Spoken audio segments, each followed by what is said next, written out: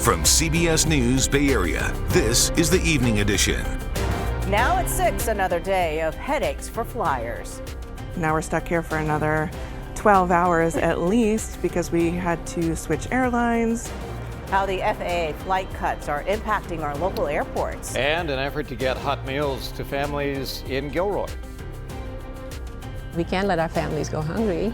We can't just wait for somebody to do something for us. A look at a new weekend food program with SNAP benefits still up in the air. And later, Governor Gov Newsom is taking a victory lap in Houston, Texas. We're dealing with an invasive species by the name of Donald Trump. What he had to say about his Prop 50 win. Live from the CBS studios in San Francisco, I'm Brian Hackney. And I'm Andrea Nakano. We are in the middle of a record-setting federal government shutdown. And today marks day 2 of the FAA mandate to cut flights at the nation's 40 busiest airports. Today, about 5% of flights have been cut. The FAA said that it will require deeper cuts every day, up to a 10% reduction by next Friday. At SFO, nearly 300 flights have been delayed. The Transportation Secretary said the reductions are about public safety. There aren't enough air traffic controllers, and the controllers who are still on duty are working without pay during the shutdown. We're sending things over to Dahlin now. He is at SFO talking to travelers and workers. How's it looking out there, Dahl? Yeah, not so good, Andrea. Brian, we've been monitoring the big board all day, just right over here. And those cancellations and delays are stacking up by the minutes here. According to FlightAware, so far today at SFO, 39 cancellations and more than 300 delays. The FAA says the average delay time is about 54 minutes, and they blame that mostly to staffing shortages.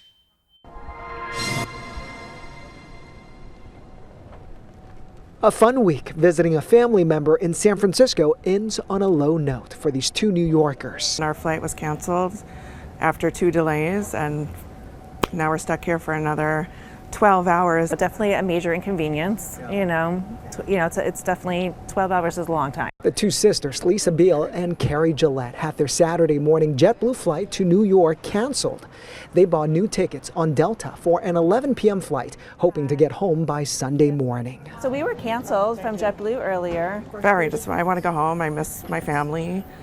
I mean, I have an 8-year-old daughter. I miss her. It's been a week, so. Many passengers ran into the same problems, including Scott Leindecker, who's been trying to get back to Texas since Friday night. I started last night. It was also one of the later flights out. That got pushed, then it eventually got canceled out. So I had to swap to an earlier flight this morning. Once I got a flight in, my flight pushed. Pushed, meaning delayed. At this point, he's just hoping he can make his connection. The ordeal is costing him extra time and money. Now I had to get a car for another day. I had to do hotel per diem, all that stuff. So extra cash that wasn't in the budget. So some passengers say they're taking extra steps to avoid being stranded on their return trip. Getting back, fingers crossed, I did book a backup flight on another airline coming back. So I have two flights that I can consider. This retired flight attendant, now an airport concierge, says frustration levels are high. Been seeing the canceled flights and the frustration and the people sitting with their babies for hours because they can't get somewhere. So, the irritability level is rising. She adds that while flying is very safe, she won't fly until the shutdown ends. I am concerned because when the air traffic controllers get fatigued, it takes a toll on everybody. The longer it goes on, the worse it's going to get. Helicopter 77, landing. The FAA says the flight cuts are meant to keep air travel safe because they simply don't have enough air traffic controllers working. 958 will be ready for departure, 1 left. Some are refusing to work without pay. Many who are still on the job are working a lot of overtime, and some are even picking up second jobs to cover their bills. So what I can do is put you on standby. I have a 2 p.m. Lisa and Carrie jumped at the standby option, hoping it'll work out. Hopefully this whole shutdown will end shortly and people can get back to getting paid. And everybody can travel without worrying about, everything being up in the air at the last minute. Yeah. Yeah, I talked to Lisa and Carrie. Unfortunately, they could not get on that standby flight. Everybody else had that same idea. So at this point, they're just hoping their 11 p.m. backup flight leaves on time. Now, keep in mind, Saturday is not even the busiest day here at SFO. The on-duty manager says they have about 140,000 passengers coming through SFO on a typical Saturday. But tonight, a lot of headaches and a lot of frustration. Back to you guys. Yeah, already done. At least it doesn't seem to be, as you just said, it's not that busy and there's not that many people behind you, and we hope it all works out. At SFO, that's Linda. Thank you. Mm-hmm. And we're taking a live look at some of our other local airports. According to FlightAware, Oakland is dealing with 16 delays and 9 cancellations. San Jose Airport isn't directly impacted by the cuts. They've had 30 delays and 6 cancellations. And to our other top story, also prompted by the government shutdown, the Supreme Court sided with the Trump administration yesterday, granting a temporary block on a court order that would have forced the White House to fully fund SNAP benefits throughout the month of November. Now the administration instead will only need to partially pay for SNAP benefits until a lower appeals court issues its decision. With benefits still up in the air, efforts are being made in the South Bay to provide some relief. More than 133,000 people rely on SNAP benefits in Santa Clara County alone. Over the next few weekends, the Gilroy Unified School District will be holding food drives to help families there struggling to pay for groceries. And John Ramos has got that story. As a community with a large agricultural base, Gilroy is feeling the pinch of the SNAP cutbacks. But when it comes to students, the need is there even on days when schools aren't in session.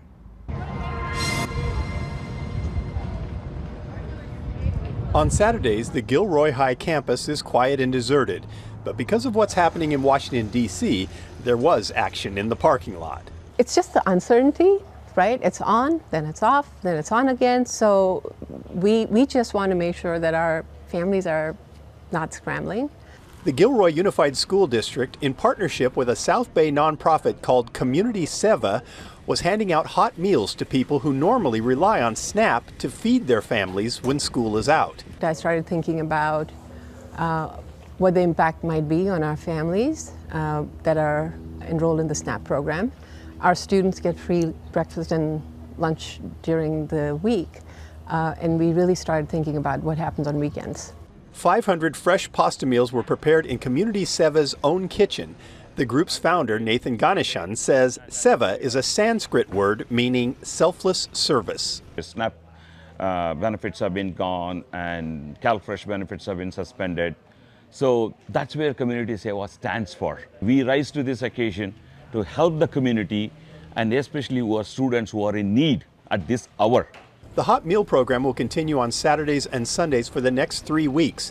Freshman Avita Jahangiri says she's hoping the problem won't last longer than that. Like, I'm genuinely hopeful that like this society and like everything in my future and everyone else's is going to be like good, because right now there's a lot going on, so. But the confusion over recent court rulings has everyone guessing what is to come. A district court judge ordered the Trump administration to resume full SNAP payments, but just last night, Supreme Court Justice Ketanji Brown Jackson, who is not normally a Trump supporter, put a stay on that order. Professor Brad Jundef at Santa Clara University Law School says we shouldn't read too much into that. It's simply an order to say that the district court's judgment shall not take effect until the Court of Appeals has had a chance to hear and decide the appeal from the district court. This action, what Justice Jackson did, is merely to permit more time for an emergency appeal to be heard and decided by the Court of Appeals. And it was in no way an indication or a preview of what the Supreme Court might think. The professor says the High Court will likely take up the case as the Trump administration pleads for emergency relief from the judge's order. Meanwhile, Ganeshan's group will continue providing some emergency relief of their own. And look at every opportunity is a positive opportunity. You have given us to do some karma and earn some karma. So this is good karma? This is a good karma. For all of us now? All of us, what you do. That's why I say blessing in disguise. Karma is about the things you do coming back to you, good or bad. Perhaps those fighting over food assistance in Washington should keep that in mind. Experts say that an appeals court ruling on SNAP payments could come as soon as Monday. And if the Supreme Court decides to fully hear the case, it will likely be taken up on an urgent basis. Andrea? And in San Francisco, bicyclists held a unique fundraiser for the San Francisco Marin Food Bank. They hit the road to compete in a supermarket street sweep racing through the city to collect food items to donate to the San Francisco Marin Food Bank. For one participant, this race had many benefits. We're doing good in terms of gathering food for people who are in need, and it's also a lot of fun. Just to be able to go around the city on a beautiful day and collect food and get to adventure and see places that some people don't get to see. Since 2005, the competition has raised over $150,000 and provided over 140,000 pounds of food for the food bank. Okay, we got a classic case of winter weather whiplash coming our way over the next few days. So just wanted to check in with you early to get you ready for this. Take a look at what tomorrow is going to feel like. 10 to 12 degrees above average. In fact, if you look at the numbers for where we're going to be for daytime highs, that means you're going to be in the low 80s if you are inland. If you thought today was warm, tomorrow's warmer, going to be in the upper 70s in San Francisco, and this is going to be region-wide. These are the numbers down in Monterey. You're going to be 4 degrees shy of 90 in Hollister tomorrow. You're going to 86 degrees for the daytime high. Having pointed all of that out, that's one side of the whiplash, sunny and warm. By Thursday, the second side's getting here. Look how much better developed this storm is out here. You see it? See that little comma out there? All the cool air out here. Cold front's got everything it needs, only it's going to behave weirdly. This thing is still going to turn into one of those cutoff lows. And then it's going to bring us rain by Thursday. But tracking the details on this is a bit complicated. So when we get together in the full forecast, we're going to look at that. I'll show you what the latest thinking is on this rainmaker. See you in a few minutes, guys. Back to you. All right, thank you, Darren. Well, it's been 7 years since the deadly Camp Fire tore through Northern California. It burned more than 150,000 acres, destroyed more than 18,000 homes and buildings, and killed 85 people. The fire burned more than 2 weeks and caused more than $16 billion worth of damage. To this day, it remains both the deadliest and most destructive wildfire in California history. A road altercation, to say the least, between a Tesla driver and a cyclist led to a person being stabbed this morning. According to the CHP, a fight broke out between the cyclist and the driver just before noon in the Marin Headlands. The cyclist was stabbed and taken to the hospital in stable condition. The driver was detained by the Golden Gate Bridge Patrol. Well, some San Jose leaders are working to ban new smoke shops from opening in the city. Just this week, the city council voted unanimously to put a temporary hold on new shops. Kara St. Cyr has more on what sparked the moratorium. Hello. Dolores Alvarado loves East San Jose. This is a great part of the shopping center with all the fresh foods. But the part she doesn't like is the growing number of smoke shops popping up in District 5. We're in an area where within a mile you have over 10 smoke shop outlets. The 2025 Santa Clara Latino Health Assessment showed that East San Jose has the highest density of tobacco and alcohol stores in the valley, averaging more than 6 retailers per square mile. It's really scary. Dolores, who's the executive director of Community Health Partnership, says the shops are too accessible to teens. And if you throw a rock on the east side, you'll hit a smoke shop. Peter Ortiz, city councilman for District 5, agrees. His solution? Preventing more shops from opening in his district altogether. The moratorium will only impact new businesses that are hoping to open. Ortiz's moratorium would last 45 days until city council members pass new regulations to rein in tobacco sales. Shops already in business can still operate, but Ortiz says a crackdown is coming. It's both to regulate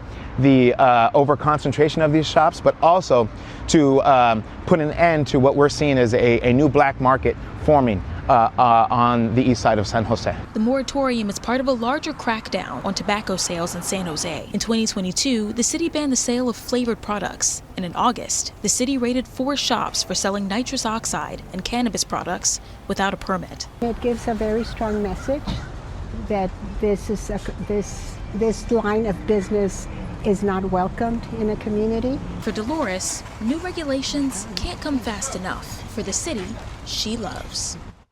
We reached out to 7 tobacco shops in the area. None of the owners wanted to go on camera, but all of them told us they would comply with any of the new regulations. And coming up, a look at a massive affordable housing project in Santa Cruz County. It's coming up next. And welcome back now to Santa Cruz County, where progress is being made to build more affordable housing. And Max Darrow has that story. As is the case with Bay Area counties, Santa Cruz is on the hook to build more affordable housing, and they're also trying to shrink their homeless population as well. And leaders here are optimistic this project that's nearing the finish line is going to make a big difference. For anyone living on the street, life can be both simple and complex. This man knows both realities. 7 years, I think. He is one of the nearly 1,500 homeless people living in Santa Cruz County. There'd be some people that you'd be surprised, that are homeless, I'd say. And just as there is no one face to homelessness, there's no one-size-fits-all solution to solving it. We still have a long way to go to meet the need. But Phil Kramer, the CEO of Housing Matters, is confident that this building, when complete, will play a role in changing lives. And this is a big solution to homelessness. It is called Harvey West Studios. With 120 studio apartments and essential services on site, it will be the largest permanent supportive housing project ever conceived and created in Santa Cruz County. You know, this has been 8 years in the making, and we need more of this. According to the latest point-in-time count, Santa Cruz County's homeless population declined by about 20% year over year. What's working in Santa Cruz County to help people get housed is really connecting as best we can every unhoused individual, family, veteran, whoever it might be, with a person, with a case manager, a social worker, a housing navigator to help them on their journey. Gina Harris, the project manager with Mid-Penn Housing, says the project is about 58% complete. 120 studios is a very enormous feat in affordable housing. Kramer says more housing across the board is needed in the county. It's not the most expensive housing market. It is the least affordable comparing area median income rents with income. So across the country, Santa Cruz County is the least affordable housing market. Even though Harvey West Studios isn't finished yet, Kramer is already thinking towards the future, as the number of people who will be eligible to live here will far exceed the capacity. Certainly there are more people, right? More than 120, which will kind of beg the next question is like, do we do this again? You know, do we do another project like this? This man says he's heard a bit about the project. He thinks it'll be helpful for those who want to make a change. People that want the help can seek that out. That's about what you could ask for, right? The project is scheduled to finish in the summer of 2026.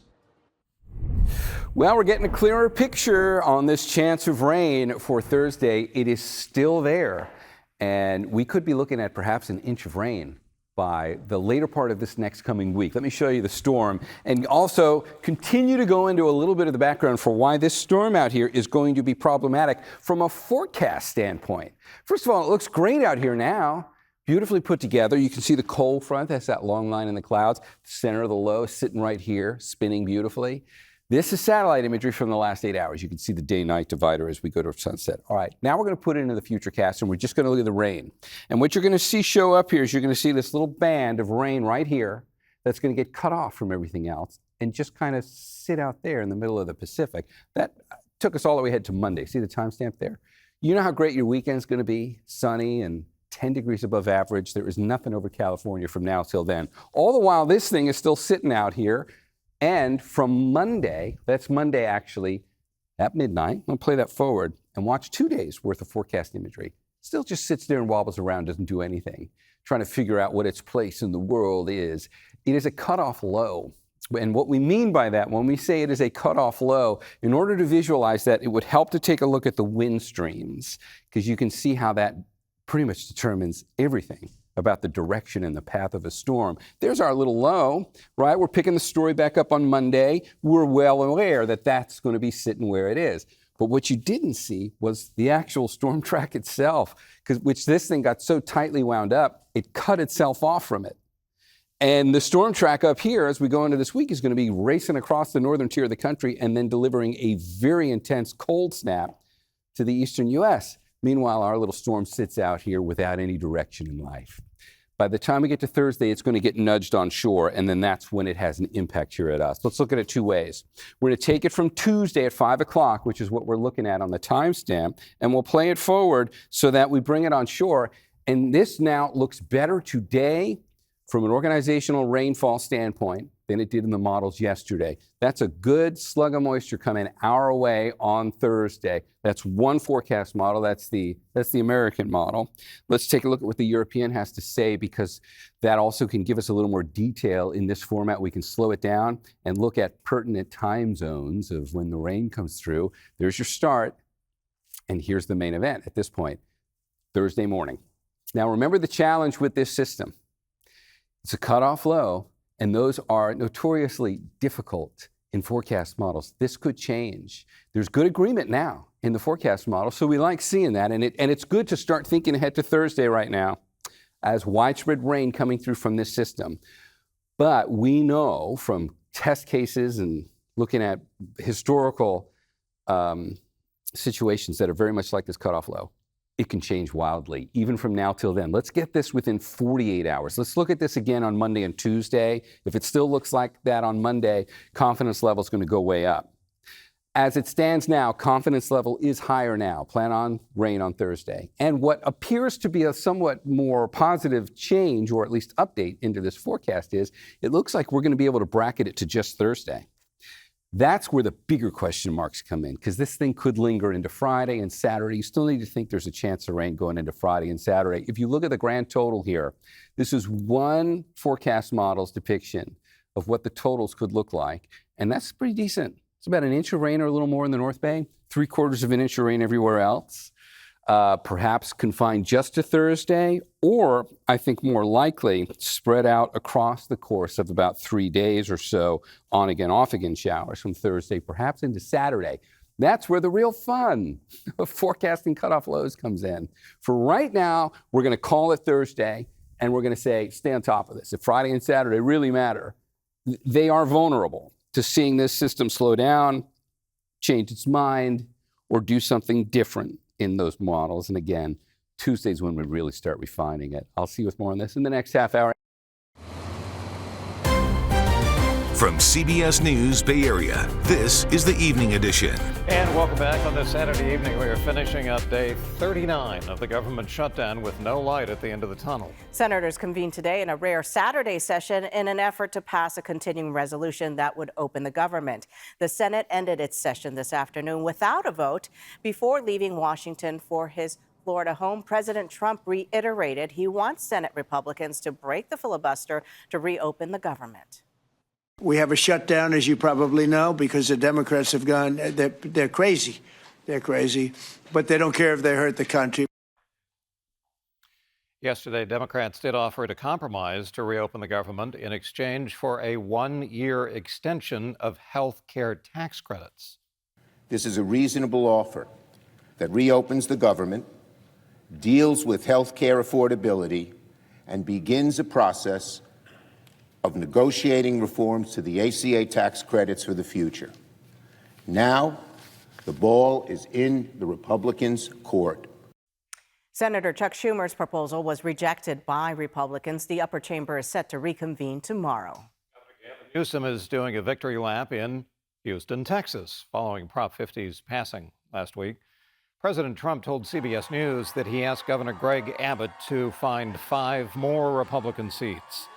Newsom took the time to thank the people of Texas for their support and encourage them to keep pushing back against the Trump administration. We have agency. We can shape the future here in Texas. We can shape the future here all across the South and across the United States of America. You have that power. Today's rally adds to speculation that Newsom is planning to do something he said numberless times that he had no interest in doing: running for the presidency. One Texas representative is a big fan. Gavin Newsom could have sat on the sidelines, you see, because everything looks blue in California. But he decided that it was bigger than just his state. It's been a while since we had leadership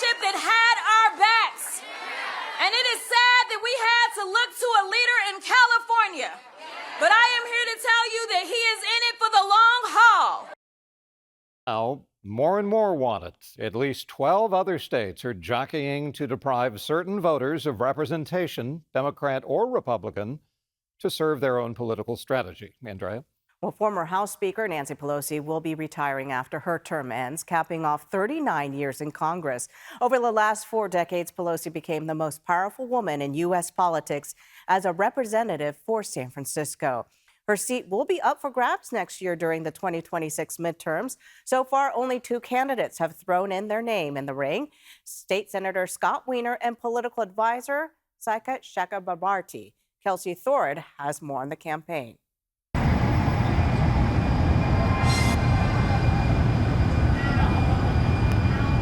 For the first time in 40 years, San Francisco will have a new representative in Congress after Election Day 2026.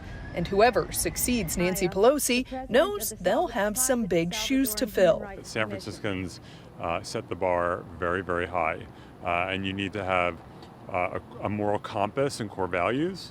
You need to have a backbone of steel. And you need to know how to get things done. You know, when she first went into Congress, she was this fearless voice that was fighting to get help for the AIDS epidemic that was devastating the city at that time. And because she was fearless, because she spoke out and she fought, we got money and we got help, and she actually did a lot for that.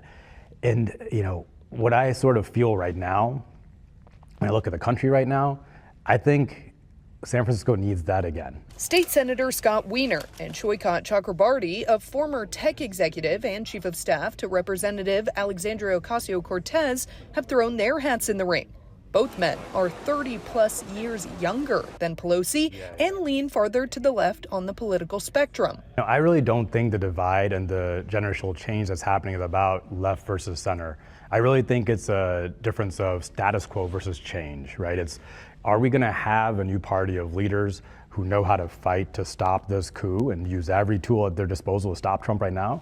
And will we have an actual vision to create an economy that works for people? You know, I'm proud to be running to represent San Francisco in Congress, and it would be just an incredible honor to take the work we've done around housing, healthcare, clean energy, civil rights to Washington. Caroline Heldman, a professor of politics at Occidental College, says whoever wins Pelosi's seat will have the eyes of not only the Bay Area, but the entire country on them. Given the fact that Nancy Pelosi is arguably the most powerful woman in U.S. political history, anyone who is taking her seat is going to get a lot of focus, at least during their first term in the House. Caroline expects there may be even more candidates that enter the race for Pelosi's seat, but no matter who wins next November, she expects they will have much more liberal views than the former speaker. It's something Caroline says is a sign of the times, but one that doesn't take away from Pelosi's legacy. I'm not sure she could get elected today, given her centrist position and the divisiveness in the country, but her leadership was so important in maintaining a balance of power between the legislative branch and the executive branch, and that balance does not exist today. And coming up next, cities across the Bay Area are expanding their free Wi-Fi networks. How it's making a difference in San Francisco and Fremont when we come back. San Francisco has expanded its free public Wi-Fi network to Chinatown. It's now available at the Dragon's Gate, at St. Mary's Square, and along Grant Avenue between Broadway and Pacific Avenue. That means hundreds of homes in the area and visitors will now have access to the city network. Mayor Daniel Lurie says it's about equity and making resources accessible. The city plans to get the rest of the neighborhood connected through the next year. And it's a similar story in Fremont. The city has opened up 125 Wi-Fi access points across the city. Kevin Coe shows us how this is helping out small business owners. Amy Davis loves books. We have our new releases highlighted here. She also loves to banter. So many people were so excited about book 8.5. And I was like, wow, that means they've been reading all of them. Yeah. I really like to talk. And I wanted it to be a place where people could have like a fun, friendly interchange, an exchange of words and ideas about books. Amy opened her dream store, Banter Bookshop, about 3.5 years ago in downtown Fremont. But she and her customers soon realized her store was a bit closed off. The signal in here wasn't great, so we needed to put up our Wi-Fi password so people could, get on the Wi-Fi, get into that website where they saw that book that they wanted to buy. That's no longer an issue at Banter Bookshop, outside the store, or across 6 Fremont business districts. The city launched a free public Wi-Fi network with 125 access points, all paid for through specific federal and state funding. To get online, you just open your phone and connect to the Access Fremont network. Well, in Fremont, we want to be the most digitally connected community in the Bay Area. Fremont Mayor Raj Salwan says the city learned during the COVID-19 pandemic that many of its residents didn't have internet access. That's why, he says, the Access Fremont Wi-Fi network is about connecting residents together while also helping small businesses. So that will give them an opportunity. They don't have to pay for internet, it's already available. So it becomes like a tool for economic development. Also, we want to reduce the digital divide. We don't want to create haves and have-nots. We want to make sure everybody has a chance to succeed by getting online in a digital world, and that will help everyone. Everyone, including Amy. For us here in the store, I think it'll be really handy. Sometimes people come in, they can't remember what book they were looking for, and so they're like, oh, I saw it on Instagram. Everything is moving toward access on our phones, our tablets, and our laptops. And so we can't ignore that is happening. Coming up in the First Alert forecast, it's going to be 10 to 12 degrees warmer than average tomorrow. If you thought today was sunny and warm, the second half of your weekend is more of that. The first couple of days of next week are just like that. And then it's going to get interesting. We are on track for rain for the second half of this coming week, and there are still some complications in this forecast. Thursday appears to be the bullseye.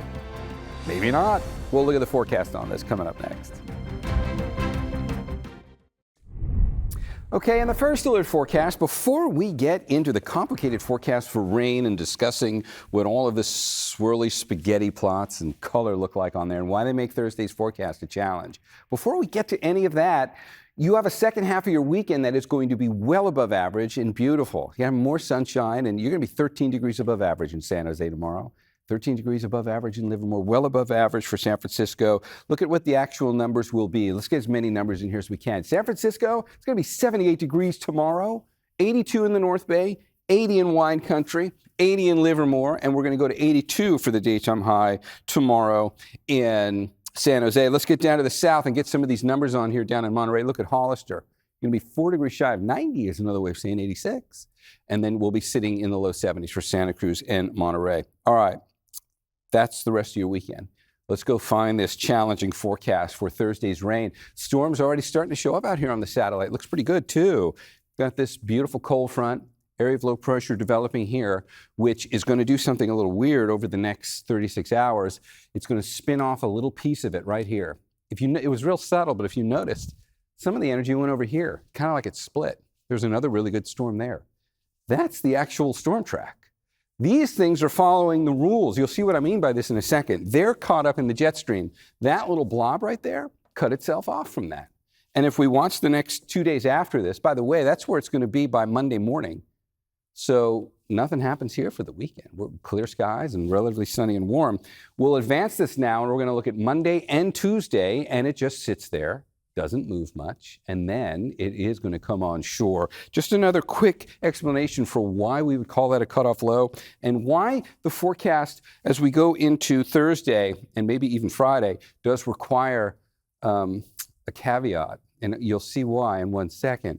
There's our low. Remember, the storm track is up here, and that storm track wants to continue moving like we saw, and then it'll do a big deep dive and bring a good storm, a good old-fashioned storm with a lot of cold air to the East Coast by the midsection of the week. But our cutoff low has no direction in life now. It's got nothing pushing it along. That storm track is like the number one feature forecast models rely on to do a forecast to see how these things are going to behave. Let's come back to our cutoff low because we're starting to get some better clarity on when it will finally come on shore. Watch what happens as we go through Wednesday, still not here. But by late Wednesday and definitely into Thursday now, we get it. Now, this is the American model, and that is a lot more impressive than the American model looked yesterday for this rain. So in one case, plan on widespread rain. On Thursday, when you look at that model, let's get a little more specific if we can, and we'll look at the European model, which is going to tell a very similar story in terms of rainfall, and we'll bring that line of rain home Wednesday night, maybe a few showers in the North Bay, but it's really focused on Thursday. And at this point, appears to be Thursday morning. And then it'll clear out and you'll get some scattered showers as we go through Thursday. And by Friday, for the most part, it looks like we'll be done. But this is where the challenge comes in. If this cutoff low is going to throw us for a loop, it's going to happen later in the week. Thursday looks pretty good in terms of being able to rely on that forecast. But this clear Friday and Saturday maybe isn't so locked in. If that cutoff low slows down or wanders a bit, we might still need to be talking about a chance of rain on Friday and or Saturday. Look at the rainfall totals right now. This is now, it's kind of on the high end of the forecast, but we could see about 1.25 inches in the North Bay and maybe 3/4 of an inch to an inch everywhere else. Those numbers are highly subjective and likely to change a bit over the coming days. That is the real challenge when we start talking about trying to forecast cutoff lows like this. The nuance becomes kind of tough to communicate. I'll say this. When we get within about 48 hours of a cutoff low, these forecast models will do a much better job and we'll have a much higher degree of reliability in it. But for right now, the general takeaway is plan on rain Thursday and then maybe lingering showers from there into Friday and Saturday. And as we look at the 7-day forecast on here for the Bay, you'll see a similar story plays out in terms of timing the rain and spectacular next couple of days. We'll be right back after this. Welcome back. Whether it is landslides or floods or things that go bump in the night, the U.S. Geological Survey is always there with experts, scientific and helpful advice. Unless there's a shutdown. They can't respond to questions at the moment, and it seems like that could be a big problem during a big earthquake. This is the USGS doing what it does best. 270 degrees, 41.2 seconds. Informing the public about quakes. Yeah, that's showing the actual offset. What will happen before one hits and what happens after. Everything's been pretty well recon. But for now, their lips are sealed. Try reaching USGS. You'll get an automated response reading in part that because of the shutdown, they're prohibited from conducting work as a federal employee. But despite that prohibition, I think everything will change at the occurrence of a big quake. Okay. Geophysicist Ross Stein spent a lifetime at USGS. I can't speak for the survey, but I spent 30 years there, and I know an awful lot of good people there. And wild horses couldn't keep them from working on the quake. Even though they're forbidden from returning phone calls and emails until further notice? It's my understanding that in an emergency, the USGS would permit direct communication with the scientists to continue talking with the public. Some things are still up and running because they're automated. Earthquake early warning that could potentially give the public seconds of notification before the strong shaking begins. And before a big quake, could clues to an impending quake go unnoticed because of the shutdown? Case in point, the Lake Elsman quakes in the late 80s, 2 magnitude 5s that now look like warning signals that Loma Prieta was about to snap, which it did. Yes, in retrospect, those Lake Elsman earthquakes do indeed look like foreshocks, but we're no farther in our ability to use earthquakes like that, moderate little guys, magnitude 5s, to forecast the occurrence of the next earthquake. So the short answer is we'll miss those clues again. But it's not because of the shutdown per se, it's because it's so hard to read those tea leaves. So that speaks for USGS, but what about the other federal agencies that it would have to coordinate with in the event of something big happening? Now you've hit a soft spot. That would be very hard to do. Again, I feel people would improvise, people would do their best to make that work, but that coordination is something which will be made much harder during a shutdown. Okay, so there will be a response, But it will not be as efficient as it would have been if the government had been up and running. Probably so. All right, and finally tonight, a pack of soon-to-be guide dogs and their puppy raisers took a trip to the city today, all the way from Sacramento. Adorable. One volunteer tells us trips like these help them grow up to be great guide dogs for the blind later. Sounds, smells, textures, everything that they're exposed to makes them better, well-rounded dogs. Yeah, my dog doesn't behave as well. And he also says the young pups are in the pack are really excited by the adventure, and the older dogs are a little bit calmer. Seen it all before. Thanks for watching. We'll see you back here at 11 o'clock tonight.